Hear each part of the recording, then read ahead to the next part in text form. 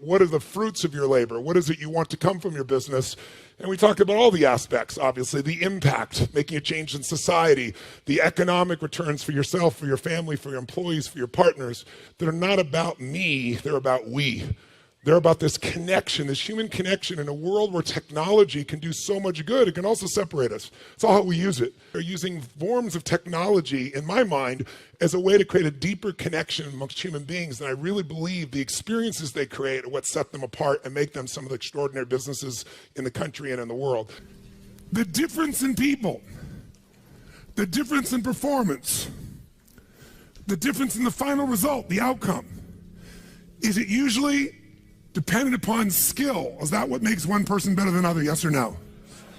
How many have seen someone with unbelievable innate skill get wiped out by an athlete, a person, a business individual who clearly had less skill? How many have seen this happen? Say aye. It's our ability to maximize. We said on day one, leaders are what transform organizations. You want to grow this company, you want to transform this company, leaders do it. A leader doesn't mean everybody else follows you. It just means that you have a higher what? A higher standard than anybody else does. What'll make you the leader is when you have a higher expectation, not of other people. Anybody can do that. Of whom? Of yourself. So if you want to know what does it take to take things to the highest level, what's going to take to change my business permanently, not temporary, you can go home and you can install some of these strategies, skills, tactics, tools, insights, and see a significant change.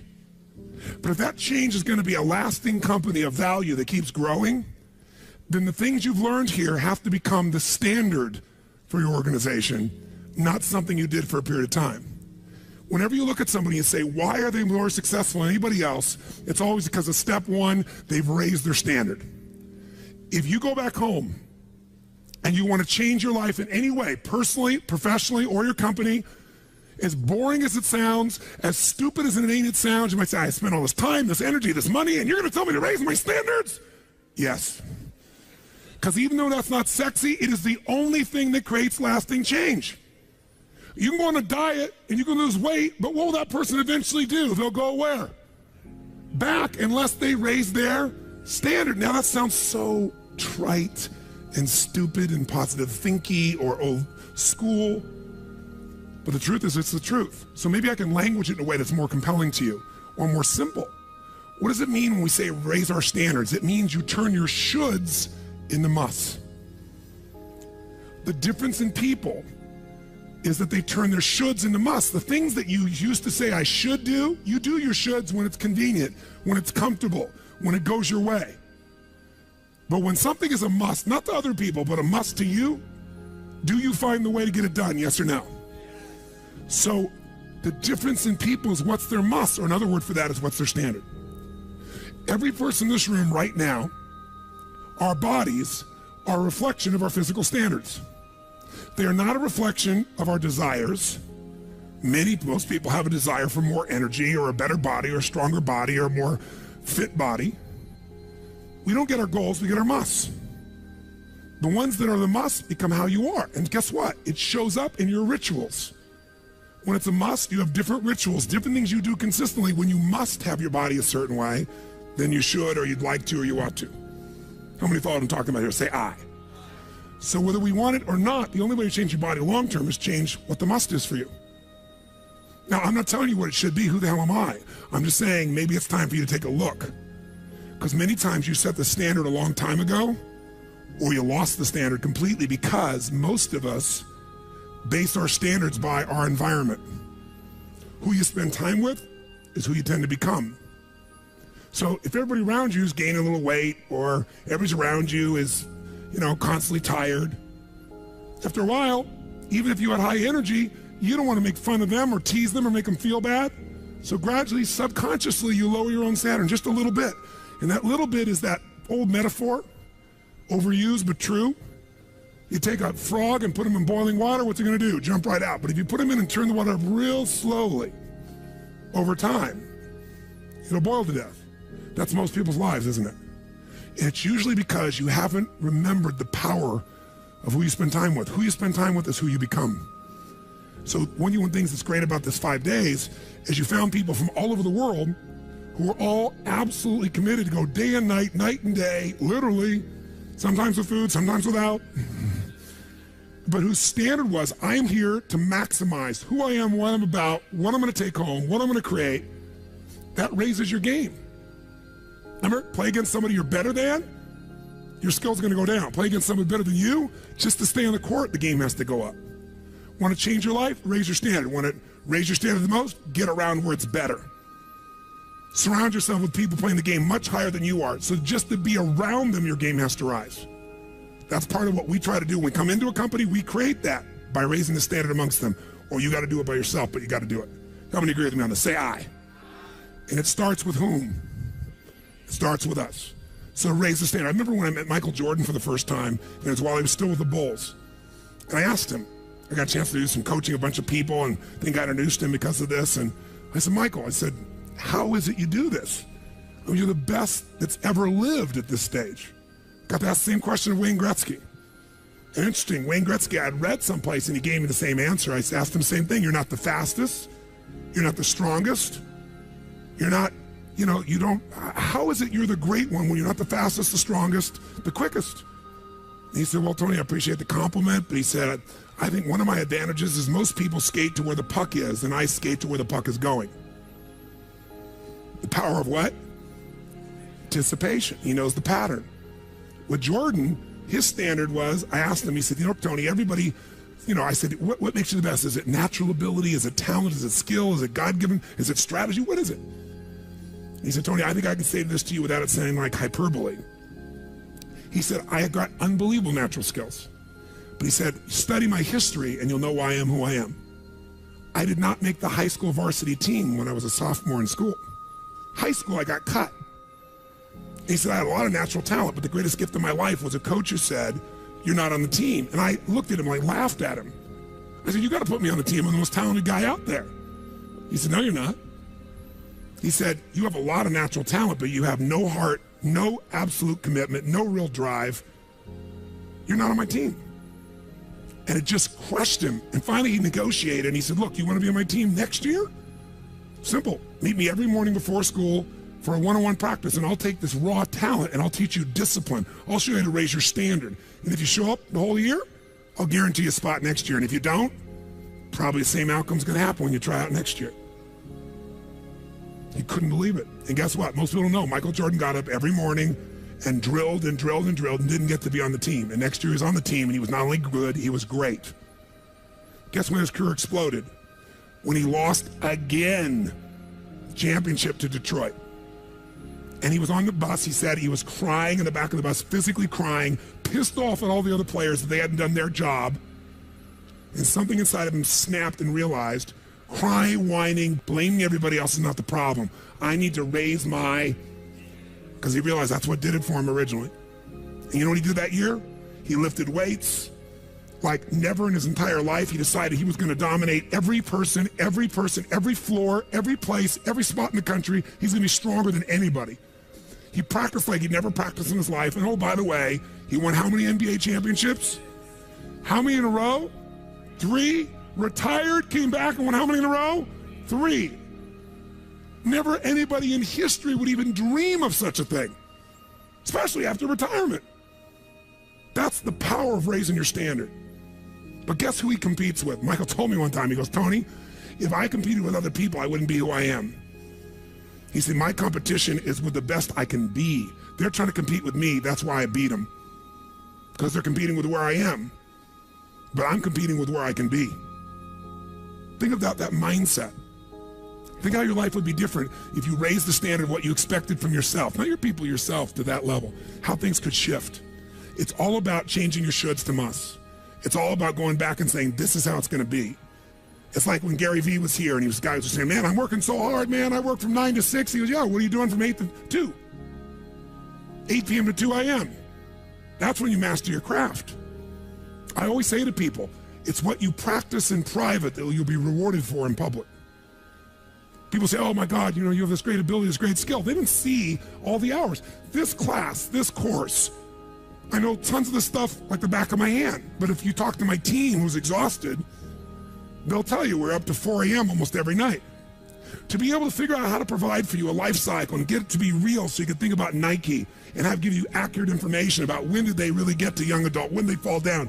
We had to make phone calls, read financials, do all kinds of stuff. We did all that stuff. We were doing all these things and we've accomplished so much, and I figured out how to make it even better.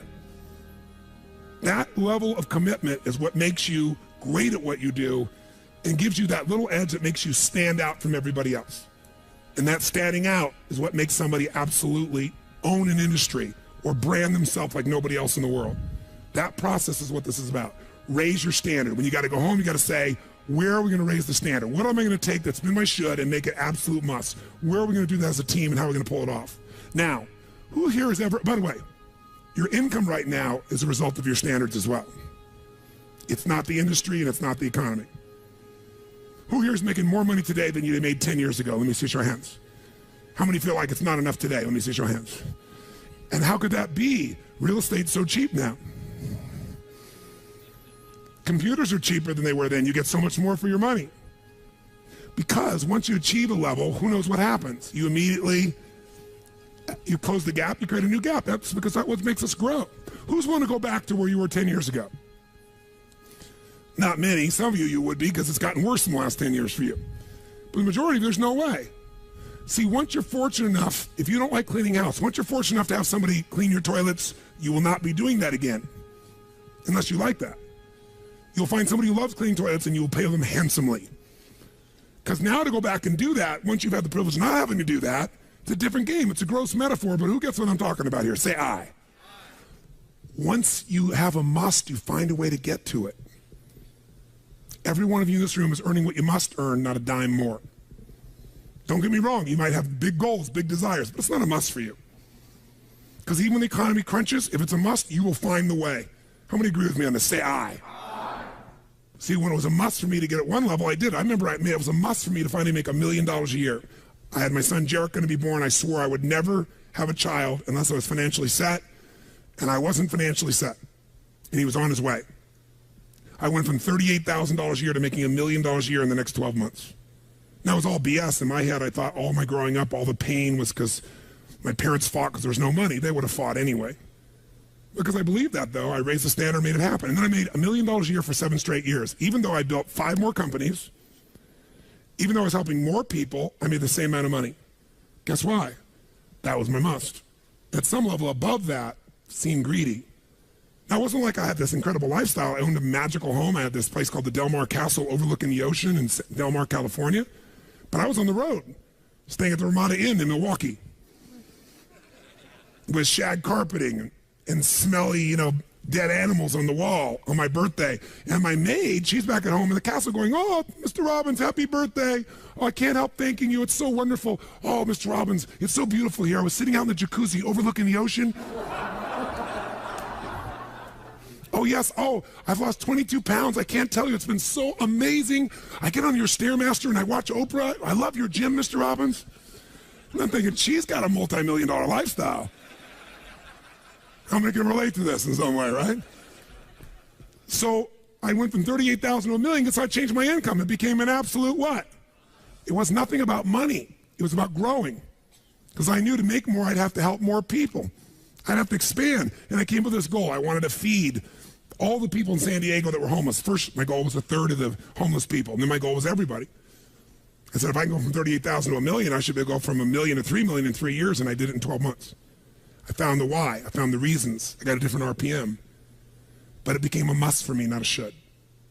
You're meeting your must, my friends. Maybe it's time to change your must. Some people's must is to survive. Some people's must is to be okay. Some people's must is to have freedom. Some people's must is to have more than they could possibly spend. Some people's must is take care of everybody around them. Whatever your must is, you're going to get it. When you leave here, get clear on your must. Or raise your what? Step 2, real fast. I'm going to do it real fast. Who here's ever raised the standard and you get out there and you go, I'm going to go do this. And I'm committed. I'm going to change this. I'm going to make that happen. I'm going to lose 50 pounds. I'm going to take my company to the next level. And you're all excited. And then all of a sudden this voice in your head goes, who are you kidding? Who's ever had one of these? Raise your hand. Say I. So once you raise your standard, you got to get certainty behind it. You can sustain it. And that means you got to change your limiting beliefs. You got to change your limiting beliefs. And who has limiting beliefs, by the way? Who? Everyone does. So you got to become aware of it and you got to destroy it. Now, how to do that? Honestly, if you've been to the UPW, you know how. If you haven't, come join me in San Jose or someplace else. And who has limiting beliefs, by the way? Who? Everyone does. So you got to become aware of it and you got to destroy it. Now, how to do that? Honestly, if you've been to the UPW, you know how. If you haven't, come join me in San Jose or someplace else and come through the experience. When you change your limiting belief, everything changes. Because as you believe, so is it done unto you. If you believe you're right or you believe you're wrong, you're right. Because whatever you're certain about, you find a way to support it. I always teach people to exercise. Try this. And if you know it, do it fresh. Look in this room real fast for everything that's brown in this room. I'm going to give you a test. What's brown? Quick, look for brown, look for brown, look for brown. Brown hair, brown clothing, brown. Close your eyes. Tell me everything you saw in this room that's red. Raise your hand if you see more brown in your head than red and say I. Open your eyes. Now look for red. Look for red. Look for red. Look for red. Look for red. Look for red. Look everywhere for red. Look for red. Raise your hand if you found more red this time. Raise your hand. Say I. Why? Because you're looking for it. Because whatever you focus on, you'll find. In fact, you'll find stuff that's not there. How many saw beige, called it brown just to feel successful? How many saw burgundy, called it red just to feel successful? See, once you believe something is a certain way, out of your need for certainty, you'll change things to meet that belief. Let me show you in 2 seconds flat why the rich get richer and the poor get poorer. I call it the success cycle, real fast. Draw yourself 4 squares, put them up on the screen here. You'll see, as I do this, take a quick look. You'll notice you've got the word potential up in the left-hand square. Up in the right-hand square is the word action. Bottom right is the word results. Bottom left is the word belief, or another word for that would be a sense of certainty. Potential, action, belief, results. And notice there's arrows in a clockwise fashion where they just keep feeding each other over and over and over again. So again, it's potential, action, results, belief, or another word for that would be certainty. Now, did you ever notice how rich people tend to get richer and poor people to get poorer? And I don't just mean rich in financial terms. I mean people that are rich emotionally. Do you ever notice how happy people tend to get happier? And depressed people tend to get more depressed? How many found this to be true? Say I. It's because the power of momentum and what I'm about to show you. So let me show you something here. What's the potential of any human being? You tell me, quick. Unlimited. Do most people's results reflect that true potential? Yes or no? No way. Why? Because most people aren't taking enough what? But is it possible to take a lot of action and still get lousy results? What if you got a salesman that works for you and they walk out and they knock on 100 doors and they say, you wouldn't want to buy anything from me, would you? Or they don't say that verbally, but they say it non-verbally. Is that going to affect their results? Yes or no? So it's not enough even to take enough action, because when we believe it's not going to work or we're uncertain, does that affect how much of our potential we tap? Yes or no? See, if you don't think it's going to work, you're not going to put out a bunch of your energy when you think it's going to fail. And by the way, when you're not sure, you tap little potential. Do you take little or a lot of action? When you're not sure, when you think it's not going to work, you take massive action or little action? Now, when you take little potential with little action, what kind of results do you get? Little lousy results. And when you get lousy results, what does that do to your belief? You go, see, I told you it wasn't going to work. Told you it was a waste of time. And then, by the way, when you have less belief, how much more potential do you take? More or less?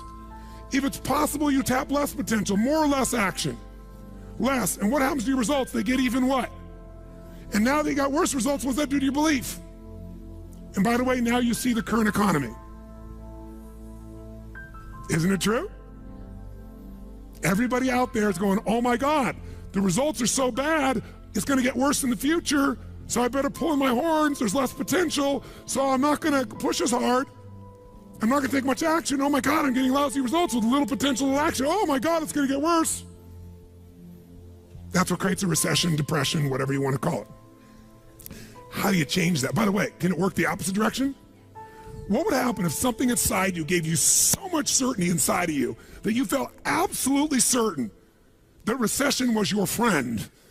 That the worst economy for you was the greatest time on earth, and all you had to do is manage your state and apply your fundamentals and immerse, stay coached so you don't get off target, keep taking action, and you could own your business and you go to other people's businesses. How many believe that, by the way, now? Say I.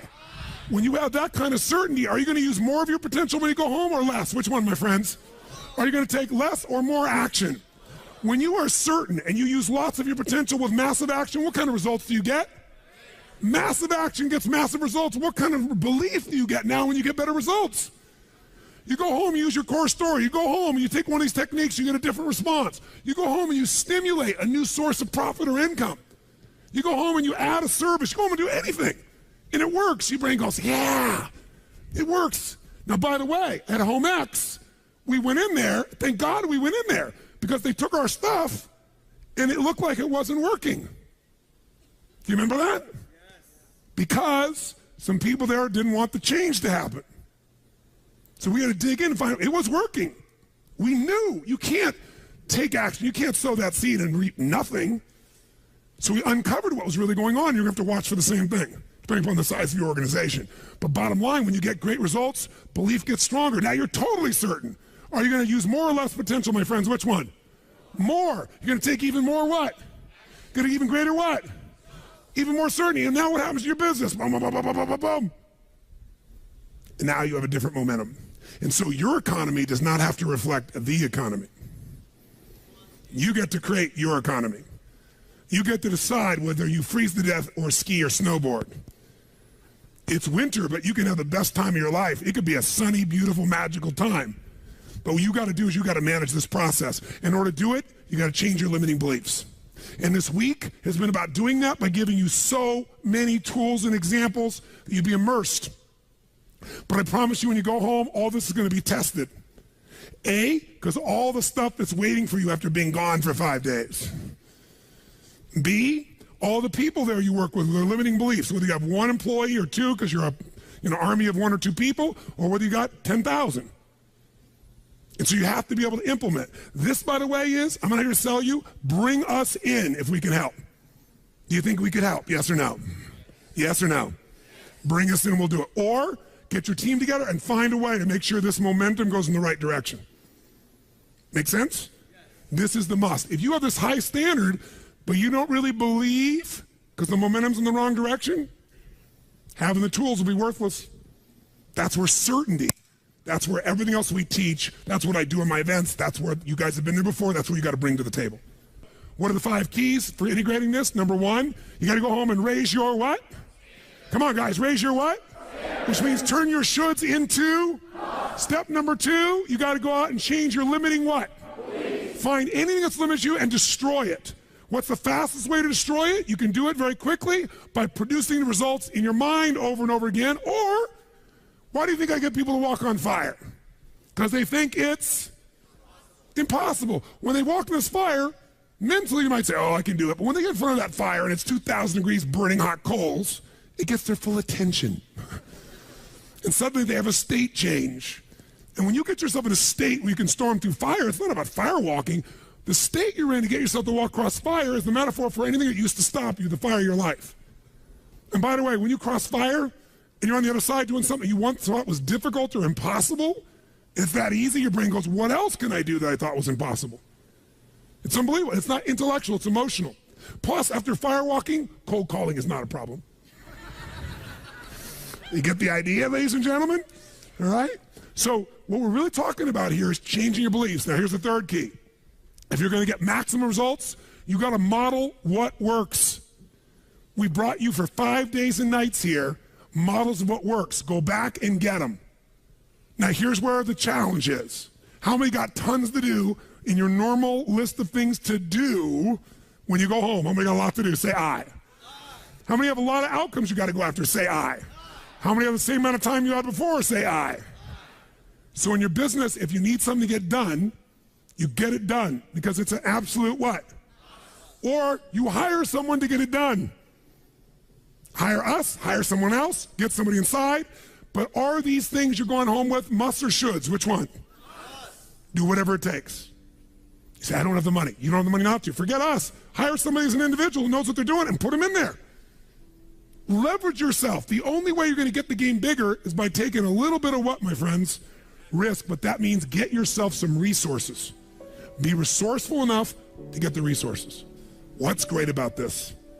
What is this opening? What is this creating? What's possible? What have I not seen? This is going to make me see. What have I learned from this? What can I learn from this? What am I willing to do to still have it the way I want it? That's the fourth step. You intensify, and you innovate. And then there's the final fifth step. And that fifth step's really simple, my friends. And that is step up and give. Step up and give more than anyone else could possibly expect. The ultimate transformation happens when you stop trying to get and you start to give. Whenever you're at your best, you're giving.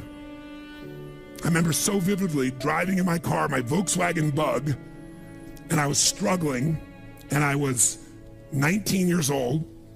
I was driving on a freeway in San Gabriel Valley, the 210 freeway, I'll never forget. And it's midnight, and I'm frustrated, and I felt like I tried everything, and I had these big hits, like the one you just saw, and nothing was going my way, and I was frustrated, and I kept thinking, how come I'm not getting what I want? And all of a sudden, it just hit me on the freeway. I pulled over the side, it was almost midnight, no cars really around, grabbed my journal, and I wrote, and I still have the journal to this day from when I was 19 years old, full page, and I wrote, the secret to living is giving. And I realized why I wasn't doing well. Because I all focused about what I wasn't getting. I was not focused on what I was not giving. And the whole game changed.